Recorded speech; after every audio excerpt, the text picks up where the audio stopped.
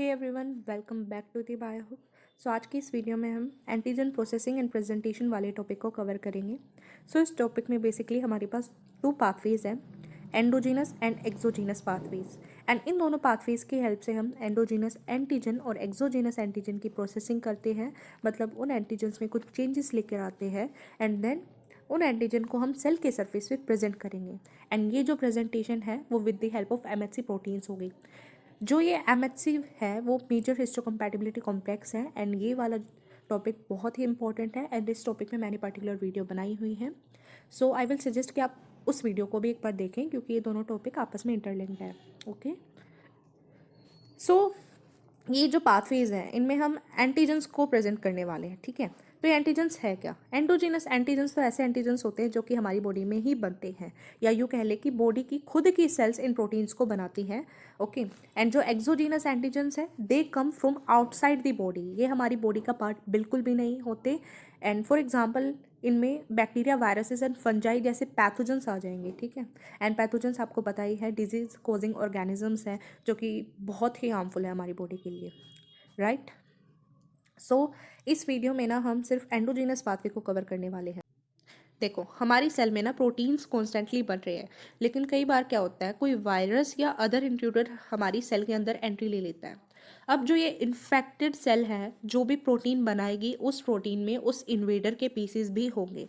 इसलिए ये जो प्रोटीन है हमारी सेल के लिए किसी भी काम का नहीं है, ये हार्मफुल है हमारे लिए। तो ये एक तरह का एंटीजन हो जाएगा जो कि हमें ख़त्म करना है। ठीक है, एंड इस एंटीजन को हम with the help of endogenous pathway finish करने वाले हैं। क्यों? क्योंकि ये हमारी सेल के अंदर ही बना है, इसलिए हमने इसका नाम एंडोजीनस पाथवे दिया। या यूँ भी कह सकते हैं हम कि ये जो प्रोसेस है ये बॉडी का खुद का एक रिसाइकलिंग सिस्टम भी है, क्योंकि इसमें सेल खुद को क्लीन करती है। तो जो भी सेल के लिए प्रोटीन सब नहीं नीड में है तो वो उनको इस पाथवे की हेल्प से वहाँ पर ख़त्म कर देगी। ओके, सो इस पूरे पाथवे में हमारे पास 4 स्टेप है एंड वो चारों ही स्टेप बहुत ही इंपॉर्टेंट है। सबसे पहला स्टेप है उस एंटीजन की लेबलिंग करना। ठीक है, एंड लेबलिंग बेसिकली क्या है, हम उस एंटीजन पे यूबिक्विटिन नाम का एक प्रोटीन अटैच करवा देंगे। अब ये अटैचमेंट क्यों करवाई है? ताकि ये एंटीजन आराम से प्रोटियोसोम्स से रिकॉग्नाइज हो पाए। ठीक है, अब एक बार प्रोटियोसोम्स ने इन लेबल्ड एंटीजन को रिकॉग्नाइज कर लिया तो अब इन एंटीजन की भाई कोई खैर नहीं है, क्योंकि ये प्रोटियोसोम्स उनको स्मॉल फ्रेगमेंट्स में क्लीव कर देगा या तोड़ देगा। ठीक है, एंड प्रोटियोसोम्स बेसिकली क्या है, ये एक लार्ज प्रोटीन कॉम्प्लेक्स है जिसका छोटा सा काम है बड़े बड़े एंटीजन्स या प्रोटीन्स वगैरह को स्मॉल फ्रेगमेंट्स में क्लीव करना। ठीक है, अब एक बार ये फ्रेगमेंट्स में कन्वर्ट हो गए तो ये जो फ्रेगमेंट्स है ये एंडोप्लाज्मिक रेटिकुलम के अंदर एंट्री लेंगे एंड ये एंट्री फैसिलिटेट करवाएंगे हमारे टैब। तो टैब क्या है भाई? Transporters associated with antigen processing. ठीक है, क्योंकि ये यहाँ पर टैप का मतलब रोल क्यों आया? क्योंकि सिंपली ये जो फ्रेगमेंट्स थे वो एंडोप्लाज्मिक रेटिकुलम की मेम्ब्रेन को क्रॉस नहीं कर पा रहे थे, लेकिन इनको अंदर तो जाना है। तो यहाँ पर एक तरह से गेट्स लगे हुए हैं जो कि स्पेशल इन फ्रेगमेंट्स के लिए ही है। एंड ये गेट्स ना सिर्फ ऐसे एंटीजन्स को या ऐसे पेप्टाइड्स को एंट्री देंगे जिनकी लेंथ जो है वो सिर्फ 5 to 10 अमीनो एसिड्स की है, इससे ज़्यादा ना हो। ठीक है, अगर ज़्यादा हुई तो वहाँ पर ये एंट्री उसको मना कर देंगे, नहीं आने देंगे। अब एक बार हमारे पेप्टाइड्स या फ्रेगमेंट्स ने एंडोप्लाज्मिक रेटिकुलम के अंदर एंट्री ले ली, देन वहाँ पर इनका मेल मिलाप होगा एमएचसी क्लास 1 नाम के प्रोटीन से। ठीक है, ओके। अब यहाँ पर हमारे पास रोल आ जाता है पेप्टाइड लोडिंग कॉम्प्लेक्स का।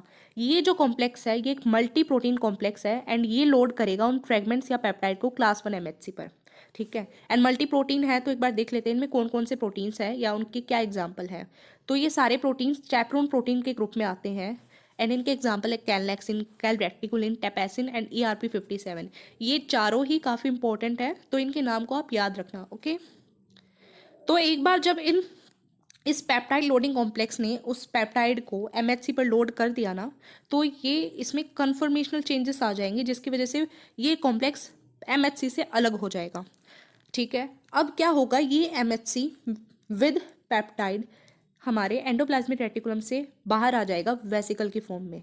अब ये एंट्री लेता है गोल्जी कॉम्प्लेक्स में। ठीक है, एंड गोल्जी कॉम्प्लेक्स में एंट्री लेने के बाद ये वहाँ से सिक्रेटरी वेसिकल की फॉर्म में बाहर आएगा एंड नाउ आराम से सेल के साइटोसोल से ना सरफेस पर आ जाएगा एंड वहाँ पर ये क्लास 1 एमएचसी रिप्रेजेंट करेगा उस एंटीजन को। ठीक है, अब क्या होता है आगे का प्रोसेस, हमारी जो टी सेल्स है ना, बड़ी प्यारी सेल्स हैं, ये टी सेल्स इन सेल्स को रिकॉग्नाइज कर लेती है जिन सेल्स पर एमएचसी सेल के सरफेस पर आ गया है पेप्टाइड को लेकर, ठीक है।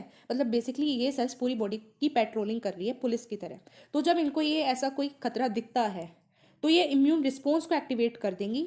अब ये इम्यून रिस्पॉन्स इस पूरी सेल को ही खत्म कर देगा क्योंकि ये सेल इन्फेक्टेड हो चुकी है, ठीक है। तो इसी के साथ ये जो हमारी वीडियो का पार्ट ये कंप्लीट होता है। नेक्स्ट पार्ट में हम एक्सोजीनस पाथवे को कवर करेंगे। तो चैनल को सब्सक्राइब करना बिल्कुल भी मत भूलना। तब तक के लिए बाय बाय। और हाँ, ये जो प्रोसेस था ना जिसमें हमने एंटीजन की लेबलिंग करी थी with the help of ubiquitin protein, इस प्रोसेस को हम पॉली यूबिक्यूटिनाइलेशन बोलते हैं, ठीक है। तो जब एक बार ये पॉली यूबिक्यूटिनाइलेटेड प्रोटीन बन जाता है, मतलब इस पर यूबिक्यूटिन प्रोटीन अटैच हो गया एंटीजन पर, तो उसको अब आराम से प्रोटियोसोम्स फ्रेगमेंट्स में क्लीव कर देगा। ओके, ये बात मैं पहले ही बताना भूल गई थी, इसलिए मैंने ये लास्ट में ऐड कर दिया है ये वाला पार्ट। एंड इसी के साथ में अगर आपको इसके नोट्स चाहिए तो आपको टेलीग्राम चैनल पर मिल जाएगी, जिसका लिंक मैं कमेंट सेक्शन में भी ऐड कर दूंगी, वरना यूट्यूब पेज पर भी है। ओके,